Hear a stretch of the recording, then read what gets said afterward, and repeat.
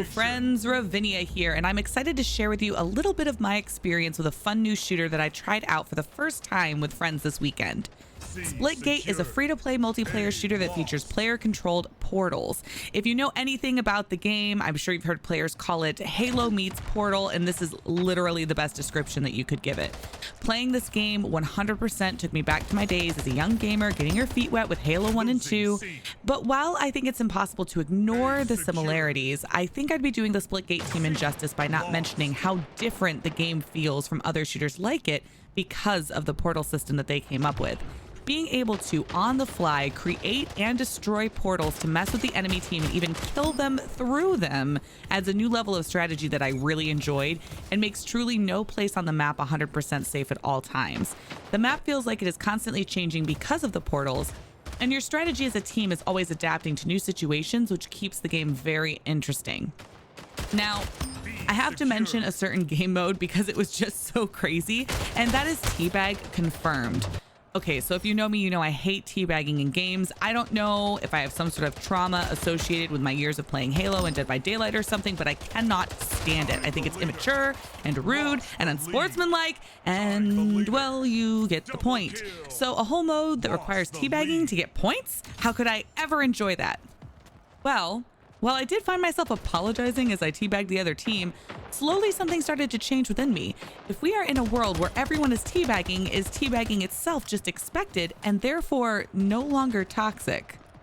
There are even teabag challenges that people try to complete in other modes, so even if you're teabagged not playing Teabag Confirmed, it's very possible that person is just working on completing a daily.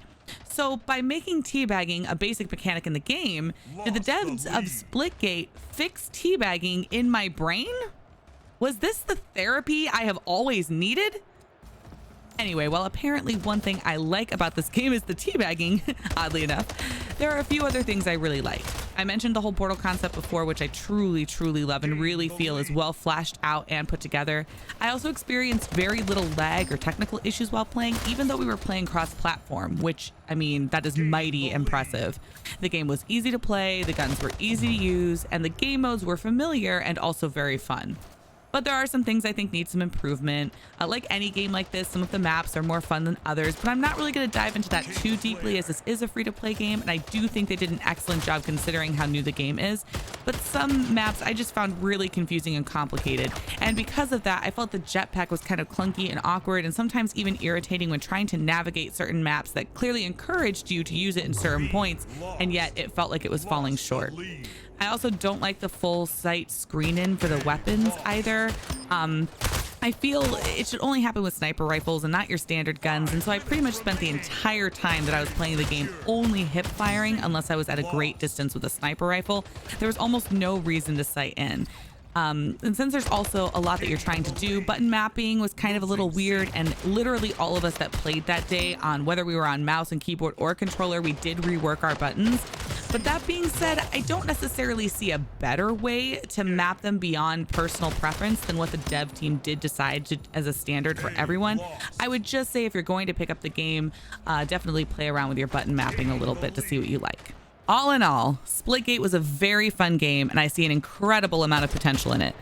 Free to play, cross-platform, easy to pick up. These are all things that make a girl swoon. Excellent job, Splitgate team. I will definitely be back to play more. Victory!